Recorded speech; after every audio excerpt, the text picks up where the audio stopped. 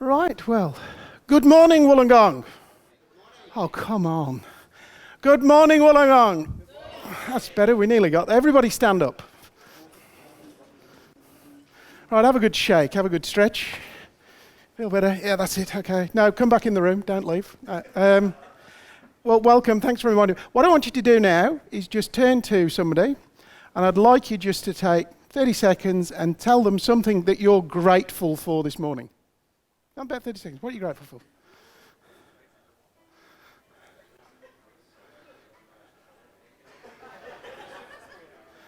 Okay, and then swap, so the other person, if you haven't done that already.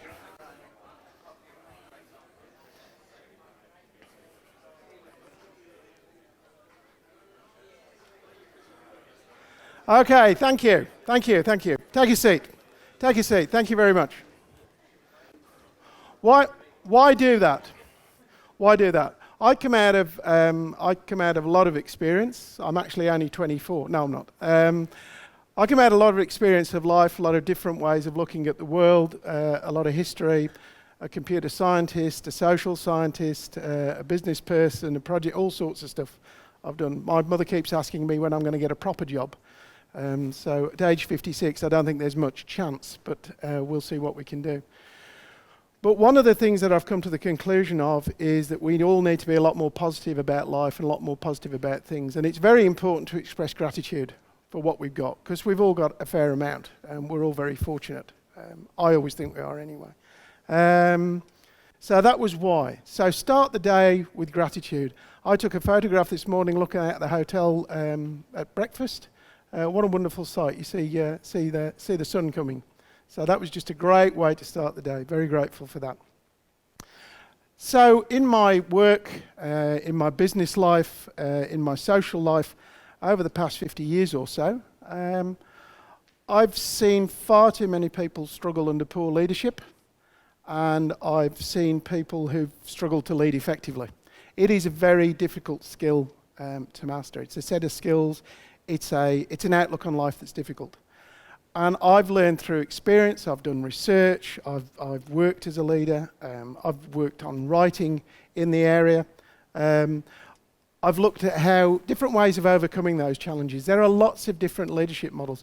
If you ever want to see, go into Amazon and type the word leadership and have a look at how many titles come up.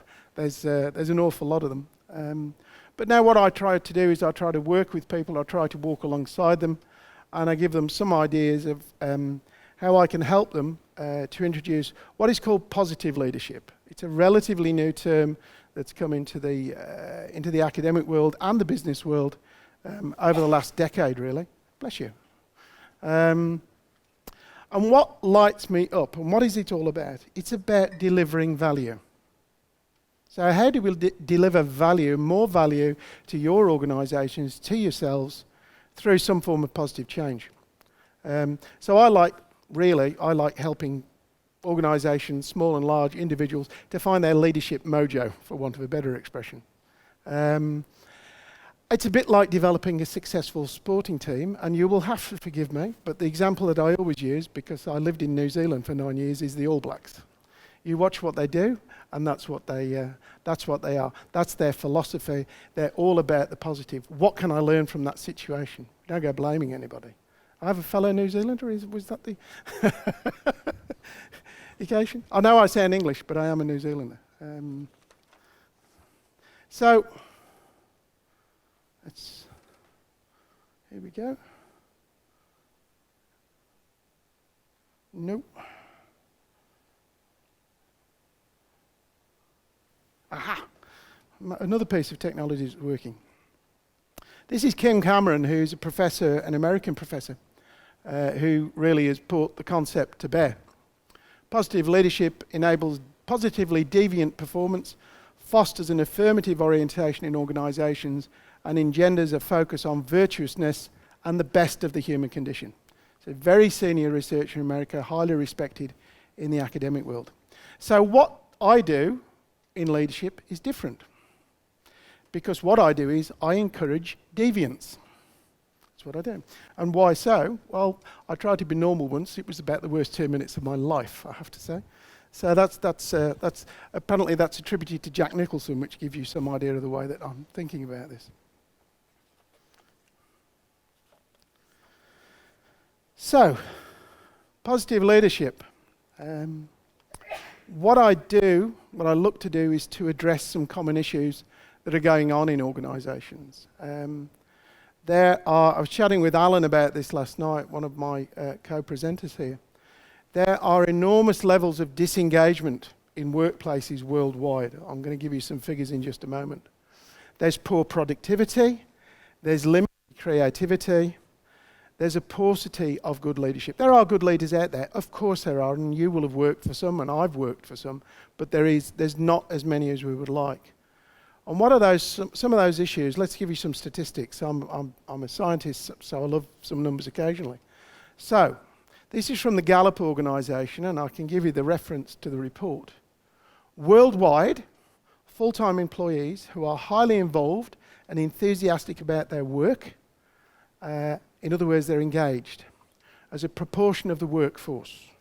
Anybody got any idea what percentage of the workforce is fully engaged? What was the number? 5%? Any advance on 5? 20. It's 15. 15% of the workforce worldwide, based on Gallup's figures, are engaged at work. Just think about that for a moment. That's only 15 out of every 100 employees is actually interested in what they're doing. Maybe for your organisation, if you're in a larger organisation, if you work them. That means that 85% are not engaged. And it's worse than that, because around about something like 20% are actively disengaged. What does active disengagement mean? It means they're bagging the company on social media. They're bad-mouthing the company. And you get this. The example I used, I was chatting with somebody last night, the example I used, Domino Pizza, famously, 2 of their employees decided it would be a really good idea to actually put up a video of how Domino's pizzas are made. Not. So they put these really horrible how to make a pizza. And then they thought it'd be a really good idea, why don't we put it up on YouTube? What a fine idea. Put that up on YouTube and let's let everybody have a look at how Domino's pizzas are made. It took Domino's a long time to get that situation under control. I don't think the 2 gentlemen work there anymore. So that's active disengagement. That's a real problem. Barriers to performance. What Gallup also found was that business units in the top quartile of their employee engagement database are 17% more productive and 21% more profitable than those in the bottom quartile. So this is not about the principle, it's about the money in this case. So you've got productivity. In terms of barriers to creativity, people are afraid to fail. People get stuck in ruts. People don't collaborate. So it's a real problem. And then in terms of leadership, you've just got incompetent leaders. You have people who have a lack of what I call strategic intellect. They don't think enough. One of my mottos you would see on my website is think, then act. But at least have a think in the first place. Some don't. We all know that there's a rash of bullying, workplace bullying. Now, it's a bit of an odd definition, and some bullying is debatable, but nevertheless it's there, it's present. They have poor interpersonal skills. And worse than that, they have a lack of self-awareness. So these are all the sorts of issues that we're dealing with. Now, what that means is that positive leadership has great value for us. It helps to increase productivity. It helps to increase return on investment. It helps with increased engagement of owners, managers, and employees. And it helps with increased creativity and increased flourishing. Flourishing was what Jerome was talking about yesterday afternoon. And it's what that exercise you were doing this morning is all about. It's about getting that balance in life. There is no such thing as work-life balance. Okay? There isn't. There is just doing things that ensure that you get through your day. You can't balance the two out. Your work priorities, you've just got to prioritise things through. And what we're trying to do when we talk about leadership, and we talk about conventional leadership versus positive leadership, we're trying to move you up that curve. So you move from an area of relatively low productivity or ROI, creativity and flourishing, to a much higher position, to an ideal position where you are a little bit better off. Now, some of the things around that include positive leadership and productivity, and ROI. Positive leadership improves health, okay? Because people are less absent. You get less claims against you in terms, because people tend to be healthier, because you're encouraging them to be healthier. Positive leadership increases engagement. There's no question about it. It actually improves people's willingness to work, wanting to work, and coming to work. And it also increases loyalty. You get less active disengagement. You get people who are wanting to commit to the workplace. Twitter. Everybody heard of Twitter? It's a good example. By the way, when I use corporate examples, just remember that these were all small startups a number of years ago, and they've always held true to their values. But Twitter's values, which shows where it's going in terms of its leadership, include words like growing our business in a way that makes us proud. It includes passion and personality. They matter. I don't think it works at Amazon from some of the examples I've seen. Fearless communication, actually enabling people to talk to each other effectively, not pressing people down. Defending and respecting everybody's voice. Reaching every person on the planet. They're looking for a big scale. That's what they want to do. Innovation, diversity, rigor, get it right. Simplify, and then deliver. These are all sorts of words that are very positive and have very strong positive connotations. Those sort of arguments work too with return on investment and also with engagement. But with engagement, you've got some slightly different things too. You've also got, you'll get a greater focus of attention from employees. You'll get more absorption in what it is they're doing. And you'll get higher energy from work-related tasks if you're actually getting people involved. Very difficult to do, but that does actually work. And everything I'm talking about here is based on science. This is not just Clive's wild ideas. These are things that people have been looking at for a very long time. Disengagement is clearly very costly. So if 85% of a workforce are disengaged, it's got to cost one way or another. That's quite clear. And with engagement, what you've got to have is clearly articulated purpose. Again, Jerome was talking about that yesterday. What is the purpose of your organisation? You've got to have shared accountability. You've got to get collaboration and cooperation. You've got to balance efficiency and effectiveness together. It's no good just focusing on the efficiency. It's got to be the right thing to do as well.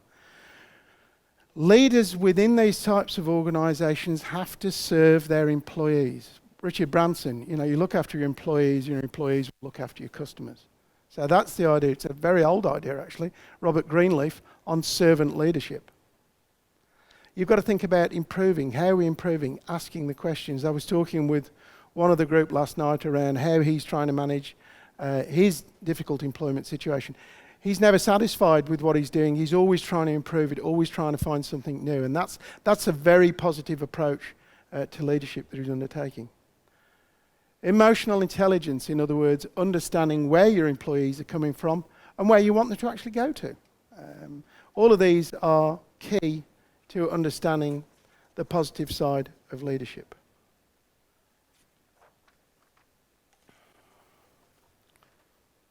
Just keeping my eye on time.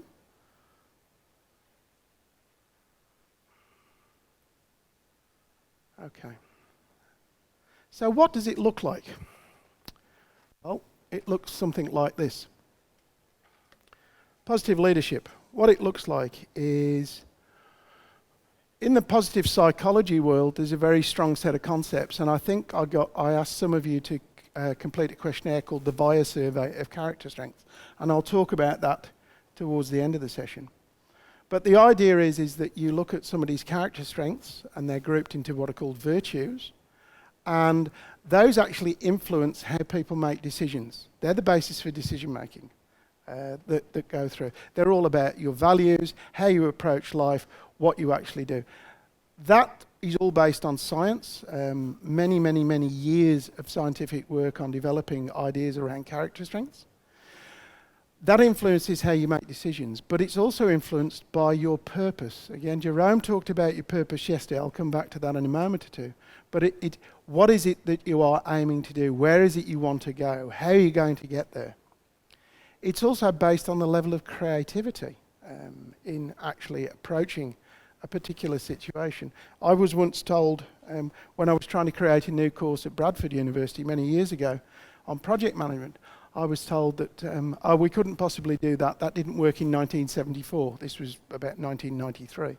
So I was trying to create something new to do something different. It also relies on communication as well. And we all know the importance of communication in leadership. And there's this peculiar idea of negotiated order. And what negotiated order is about how we work with people and how we negotiate how we're working in our workplace or with those that we're there. And that's both the people that we work with directly in our own workplace and the people that we work with outside the workplace. So this whole idea of negotiating this balance between people. The context. What the context looks like is something like this.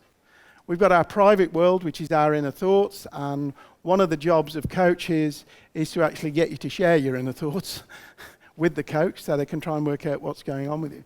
But that's the world that you inhabit. That's how you actually think about things. There's your world of work, what you actually do when you go to work. Somebody said to me, what's your office like? And I said, well, it's my lounge room.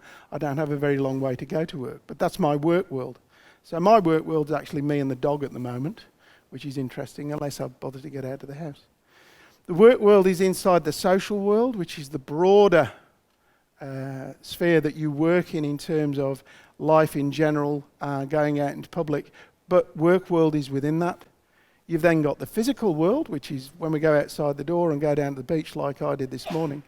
But then we've got this strange idea about what we would like all of those worlds to look like, which is the ideal world. Now, what's important, why have I put this sort of slightly odd concept up? It's a little bit about what Steve was talking about a moment or two ago. What it's important in the way that you're beginning to think about leadership and the way that you're beginning to work. What's very important, and the other reason I got you to do the reflection on being grateful, is that you actually, at some point during your day, if I could find it, I've got a notebook in my bag that I carry with me everywhere. At some point during the day, just sit down and think, what happened today? What was an important event today? It can be negative, it can be positive. Have a clear look at what happened today. Have a think about how you reacted to it. Have a think about what you would do differently. So actually thinking in terms of these worlds, you could pick from any of these worlds. But if you begin to be much more reflective and start to think, you'll get some benefit out of actually taking that approach. What is purpose? Again, from Jerome's, we didn't design any of this, by the way. This is not, Jerome and I haven't had these intense conversations over the telephone. It just so happens that we seem to think in very similar ways. Purpose really is, I always consider it as values, vision and mission. Values are your life choices. This is how I choose to live. Your vision is where you want to go, and your mission is how you're going to get there, for want of a better expression.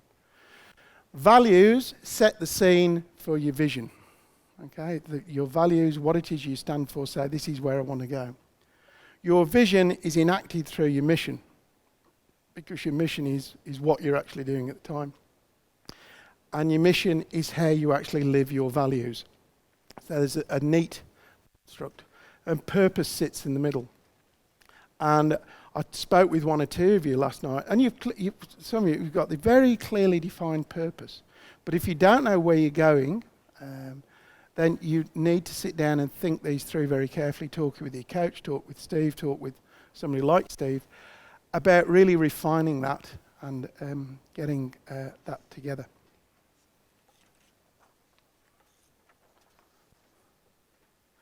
Being creative. There's a lot of talk about, you can't teach creativity. Yes, you can. All creativity really is problem solving. That's what creativity is about. It's about working with communities. I have an expression which is that creativity is a contact sport. It's yes, there is individual creativity, but if you really want to make an idea work, you've got to get out there and put it to the test. The example I'm going to give is Steve's academy. So this idea of the academy, he's gone through a process of collecting data on what he wanted to do. He's developed a breakthrough idea, and it is a breakthrough idea from my limited observation based on the couple of brochures at the back. But he's then built prototypes. So he's prototyped the idea, and then he's gone on to Academy 2. And I've no doubt he's going to go on to Academy 3, and then he's going to go on to World Domination, but we'll talk about that a bit later on. But then he's communicating that idea with the community. And what he's got here is what we call in the jargon a community of practice. Most of you are actually using that to develop work, but he's communicated that. That's creativity. That's how the creative process actually works. We're okay for time, I think. Communication. Communication, as we know, is getting increasingly difficult, mainly because of digital communication. But the four principal forms: visual, digital, verbal, and non-verbal. Now, it's a very simple rule, and that is that any message you give has to be purposeful. And I don't mean it has to align directly with your purpose, but there should be a purpose behind it.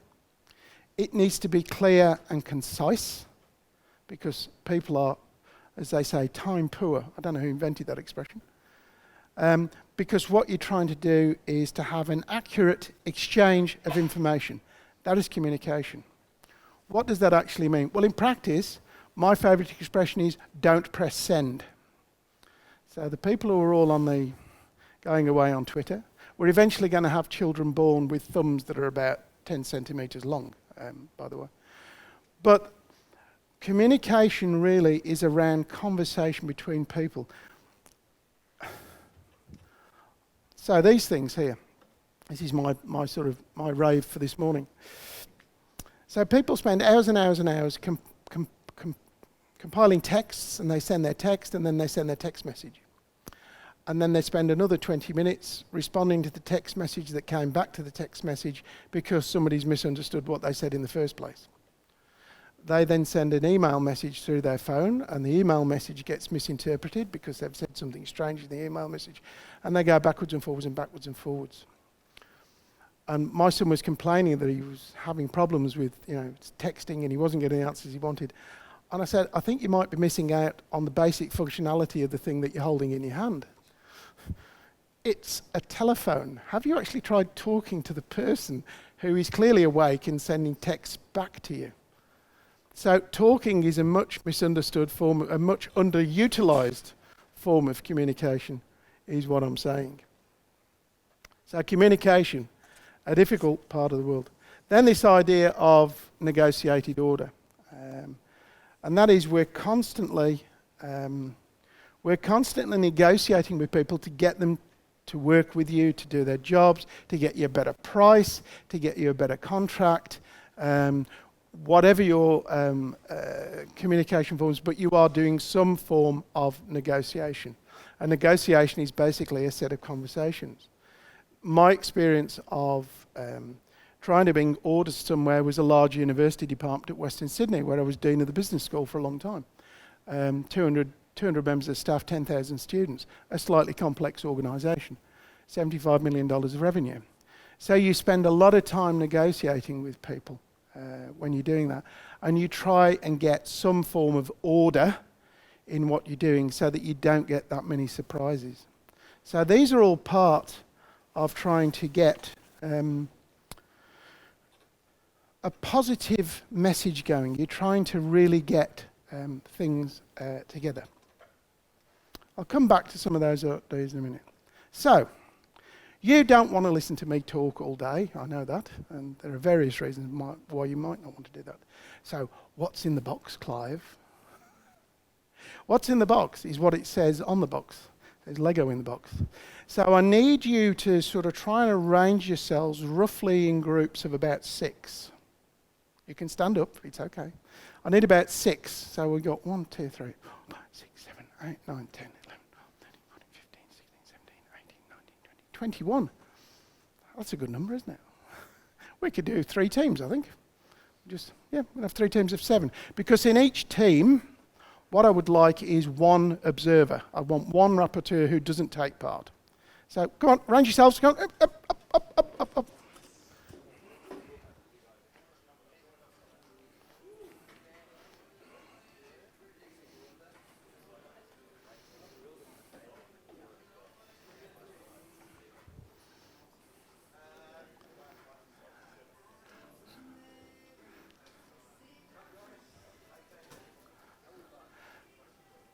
Okay, so you passed the first part of the you're being assessed. No, you passed the first part. So what you need to do now is 1 person is going to observe everybody else, because at the end of the exercise I'm going to ask that 1 person to tell me 7 things that they noticed when you were working together as a team. So you need to work that one out.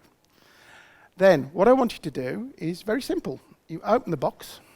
That's the first test, because I can never get these open. And I want you to build me a tower. And as it says up there, you've got the same number of pieces in each box. At least I hope you have, unless my dog's been in and eaten a few. But you've got the same number of pieces in each box. You can't steal another box off another table, tempting though it is, because I'll never sort out, the reason is very simple, I'll never sort out the pieces to make them all the same number again. Now, whichever group builds the tallest freestanding structure within 15 minutes wins the challenge. The important thing is the towers have to stand up for 60 seconds. Okay, so I want you to think about that, because it's no good building. I'm from the Shaky Islands, so you can work out what I think about that. And you can't collaborate as teams. So you can't swap bricks and so on and so forth. And why would you do that? Anyway, so that's the idea. So you have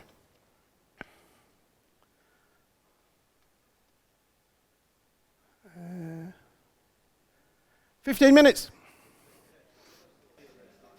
That is time.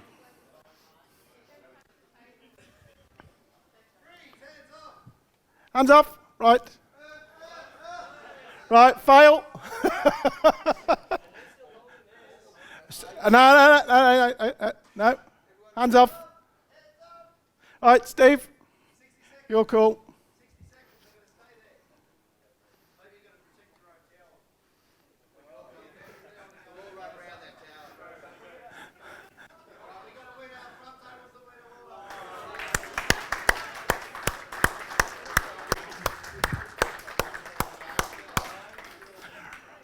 Right, so before they fall over and injure anybody, if you could just slightly pull them to pieces and put them back towards the box, because we're going to use the Lego again this afternoon. If you could just pull them to pieces, that would be good.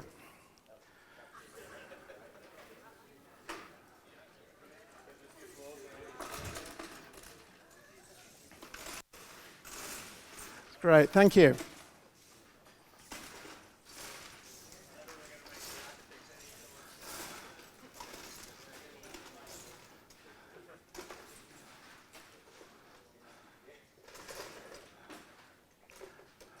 Marvellous.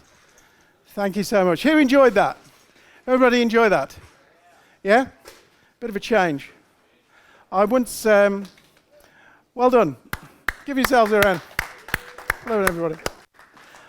I did a similar exercise with a with an experiential learning kit that you buy in the UK. It's like Lego on steroids, and the block's about the size of the box, and you get ropes and wheels and all sorts. And I was lucky. I was at Cambridge, and I had a baroness and a knight crawling around on the floor of the Judge Business School, trying to build bridges over imaginary rivers. It was a bit surreal, I can tell you, but I found it valuable. So, who are our reporters, rapporteurs as they're called? So, who'd like to go first with some observations?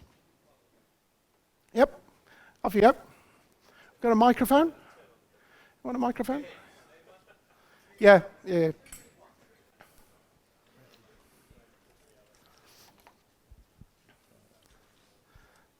So what do you reckon? Well, teamwork was very, very positive. Yep. So I wrote down the names and wrote down how they behaved. Is it Nikki? So we haven't met yet. So she was a thought process leader and the main encourager and organiser for the group. Matt here was our initially asked questions at the start, and he took over the main building. Phil was builder number 2. Jeremy, Mark and Simon were the main sorters and passive at the start. Simon stood back and observed and put a few key comments in towards the end. In the second half, when the time pressure was coming on, Matt was still the main builder. Then the teamwork started to come in. We had Jeremy, Simon and Mark sorting and doing the secondary building. Nikki again was focusing the group on the time. Some group encouragement. For a period there, everyone sort of went quiet and was madly putting their Lego bits together. But generally overall there was no disagreements, and was all focusing on just putting the blocks together. Thank you. Next. Thank you very much. Down the back there. Over here, Simone.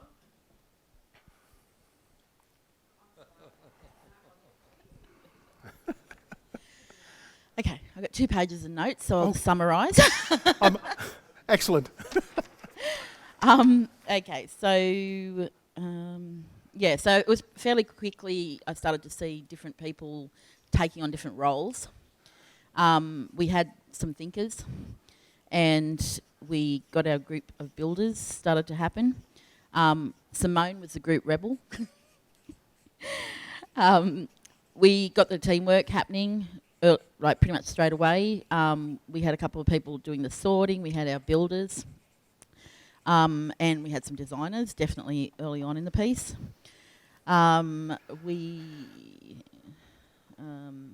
the beginning, it was a bit of a slow start, like there was a lot of talking and not much happening. But once it got going, it was going really fast and build. However, 5 minutes in, we went to demolishment, and the whole thing got knocked down, and a whole new strategy started.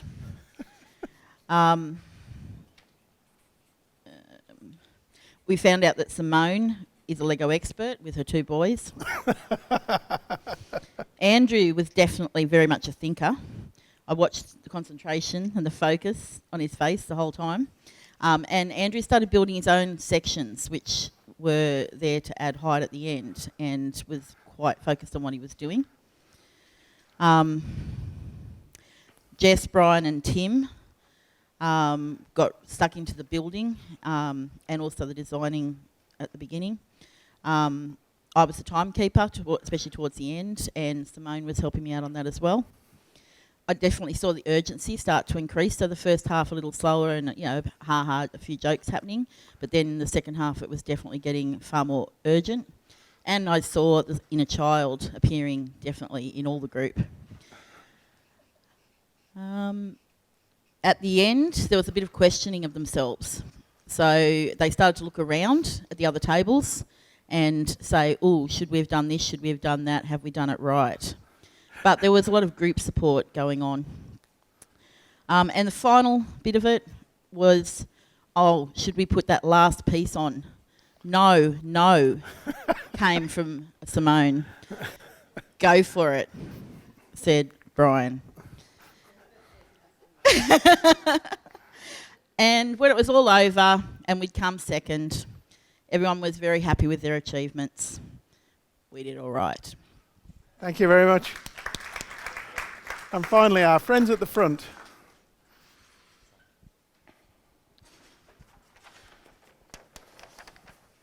I thought it was really interesting that everybody just really got into it right from the beginning. So probably Jonathan took a little bit of a leadership role, but everybody just got in and gave their opinion, contributed really well. So there wasn't really a leader. Everybody just got in and started working. So as I said, Jonathan probably a little bit was the person that was giving direction to people, but everybody just went, let's just get started. So everybody was doing their own little bit that was working in really well.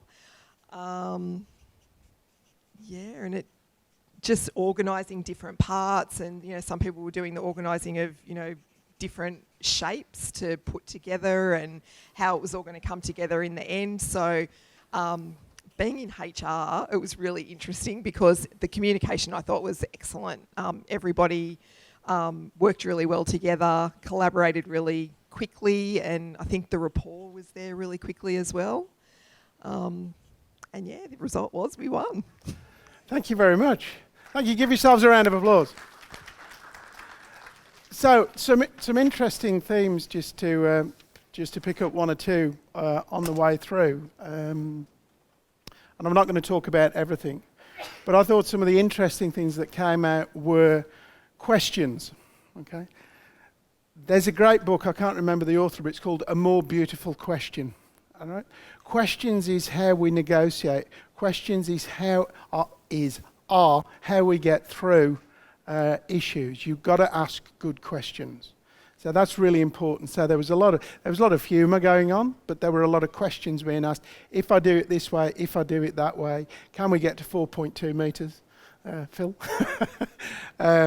So there were many questions around that I really thought. Thinkers, I like the expression somebody said, of people who were sat thinking about how we can do it. On the other hand, there were a lot of people who were taking actions too, and observers. Time's a very important thing in decision making when you think about it, because sometimes you think you've got more time than you actually have. So when time pressure comes on, and we'll find out some more about that with this afternoon's exercise. When time pressure comes on, it can disturb things. I wanted to pick out, some of you will probably know this model, and it's all to do with how teams work together. And an American academic, a long time ago now, 1970s, found that teams go through distinct phases. They storm, they form, they norm, and then they perform. What does that mean? They storm is when they disagree, when they're all trying to find their levels within a particular team. They form once they've worked those levels and roles out, and then they begin to norm. They work out what the common agreed ways of working are within the group, and then they'll begin to perform. And there's a fifth, is when they actually begin to dissolve as a team.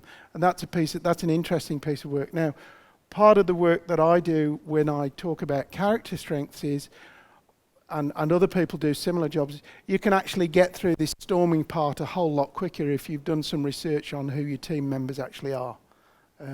So that's a vital role.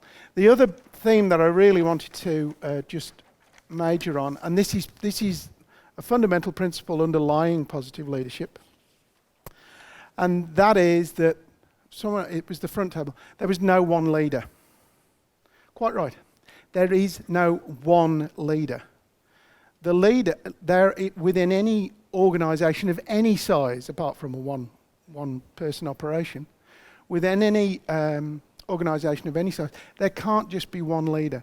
It's like you'll hear, I always talk about rugby because I'm a rugby tragic, but you will find that international teams, in particular, talk about the leadership group.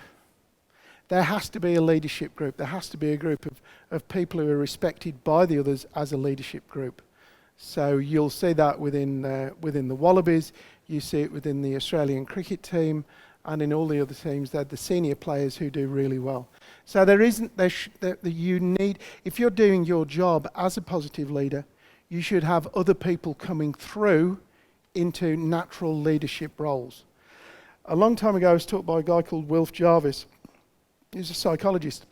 He lives up in Lane Cove. And when Wilf started teaching me, he would have been about 82. And this is a few years back. I've lost touch, unfortunately. And one of the things he said to me has always stuck with me. And he said that you appoint managers, but you elect leaders. Okay, so leaders are elected by the people they're working with. You might have a managerial role, but your leadership is appointed. So that went really well. Sometimes I've done that exercise in different forms in the past, and it's gone fairly badly. But I was absolutely delighted with the results there. So thank you for restoring my faith in Lego. I've got to say, thank you. So let's just wrap up a little bit with some other important concepts for you and some of the things that I like to use. You do have this diagram. It's a bit difficult to read because it's quite crowded. This is one of the instruments that I work with. Did anybody get around to doing the VIA survey? Yeah. Come and say. I'll give you a business card, or my email's on the back of the presentation. If you want to send me through your survey, I'll have a look at it for you and I'll give you an opinion on it. No charge. I'll just say that so you can do that. And anybody's welcome to do that. If you want to do the survey, send it through to me. I'll have a look and I'll suggest how you might be able to use it for some professional development or some self-improvement. But this is what it's based on. And this is based on the VIA classification of 24 character strengths. And where this comes out of is a bunch of very, very, very senior and highly experienced American academics led by Martin Seligman. Has anybody heard of Martin Seligman? Yeah? Seligman, I was chatting with Alan earlier on. I think it was either Alan or Jerome. Seligman turned the world of psychology on its head about 20 or 30 years ago, when he became president of the American Psychological Association. Now, this is the most conservative body in the world when it comes to science. They're truly conservative people. But he sort of said, well, I'm basically sick of categorising people because of how ill they are or because of whatever psychological problem they've got. Why don't we turn it on its head and look at them from the point of view of positive? So he and his collaborator, Peterson, actually set out to look at human virtues and human strengths. And they came up with this categorisation and they came up with the survey instrument, which you now know. And what you can do with these ideas is you can actually use them to help you to improve.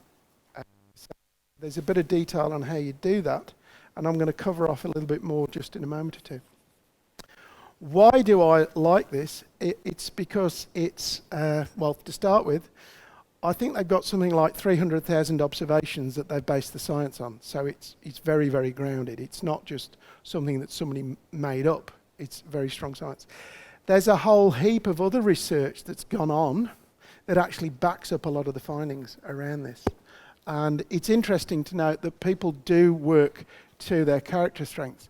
So one of my strengths, and you've probably already spotted it up there, is humour. So that's something I use on a daily basis. It either gets me out of trouble or gets me into trouble, so it's either a strength or a weakness. Another area for me that I use is leadership. So I'm naturally inclined to be a leader. But everybody's different. Everybody's got signature strengths, and what the research shows us is you will always come back to those strengths. The other great advantage it's got is that you can actually do it in teams. So you can look at teams of people and you can look and make sure that your teams have got effective. The other thing is that, and I've said this before, and I observed it with one client, was that they got somebody in a role where one of their main tasks was to be creative, which was fine, except their creativity ranked 24 out of 24. It's a bit of a problem there if you're expecting someone to be creative and it's not one of their strengths. So these are ways of looking at getting people to work quite effectively. Now, at work, when we talk about character strengths at work, really it comes back to this idea of engagement, of productivity, of happiness. Now, this is not wandering around. About 1976, British Rail, which was the rail operations company in Britain at the time, gave an instruction that all of their workers had to appear to be noticeably happy when they were out in public. This is true, I promise. And so I arrived in this train station, and I'm looking around. There's all these porters running around in rictus with their all smiling. I've been told I've got to be happy. This is not what we're about with happiness. This is just a general attitude to have a more positive outlook on life. There are books that counter it. There's a great book called The Dark Side of Your Upside, which is a really interesting read. But nevertheless, these are things, this is how we understand where we can go with in terms of positive leadership at work. We've actually got an instrument that can help us to actually do that. I think I'm nearly there, aren't I? Yep. So I'm just about there before we... So I've got some homework. I was a teacher. I am a teacher. I like giving homework. You'll find within your pack, you'll have a thing called the Aware, Explore, Apply model. I mean, I can have a look at your survey results. It's free. It doesn't cost you anything to do. But basically, the idea is that if you do the survey, you'll get you get a report back. There's a free report. You can also get a thing called a pro report, which I think is something like, it used to be about $25 or something like that. So it's not ludicrously expensive. So it's 40 now. It's gone up. There you go. That's inflation for you. But you can actually have a look at your strengths report. And the idea is the first step is to have a look and say, to build awareness of what your strengths are. Now, not all of you want to do it. I understand that's not a problem. It's not an issue. It's just a suggestion. I found that it worked very well for me. It builds awareness. It's a way of focusing professional development because I'm interested in too many things. But you're then aware of what your strengths are. You can then begin to explore how you can actually use them in guiding your professional development. Now, if you are moving into a leadership role and you notice that your character strength leadership is not in your top 5 or it's not in the top half, then there are exercises that you can do to improve your leadership, to actually question how you could actually improve that. There are other exercises you can do to improve your creativity. So there are positive steps you can take. All it does is it gives you an indicator of where you are on the various scales. And then the idea is that you actually apply some of those lessons in life. So this would normally be a 12-week postgraduate course in an hour and a half, which shows you how in most postgraduate courses there's a lot of filler. But nevertheless, this is something that you would explore at length. There are readings that you can do. There are places you can go. The best place I think you can start out is with Kim Cameron's Positive Leadership book. He's also got a Positive Leadership field notes book, which is equally good. But if you've ever got any questions on the subject, my email's in the pack. Just email me, remind me who you are, because I meet a lot of people. And I'm quite happy to answer those types of questions. And that's about it. I have a very good photographer. She makes me look passable. So that's one of Kiri's photographs. And you're welcome to use my mobile. You're welcome to use my email address and my website's up there. And thank you for your attention. Lovely. Give him a big round of applause. Thank you, Clive.